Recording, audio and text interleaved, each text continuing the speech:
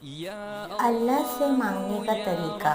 कभी राह चलते किसी भीख मांगने वाले फ़कीर को गौर से देखा है? कैसे वो हर आते जाते इंसान के सामने खैरात के लिए हाथ फैलाता है, कितनी मिन्नतें करता है, कितने वास्ते देता है, कैसे अपनी कमज़ोरी बयान करता है, रोता है, गिड़गिड़ाता है, बल्कि पीछे ही पड़ जाता है तो सामने वाला कुछ न कुछ इसके कसूर में डाल ही देता है। यही तो अदा है मांगने वाले की, कि जिससे देने वाले का दिल पिस जाए। हाँ, बिल्कुल ऐसे ही अपने रब से मांगा करो, अजीज़ी से, मोहब्बत से, रोते हुए, गिड़गिड़ाते हुए, अपनी कमज़ोरी बताते हुए, उसकी तारीफ बयान करते हुए मुसलसल मांगते रहो। जाने कब कौन सी अदा उस पाकज़ात को पसंद आए और वो कुन फरमा दे।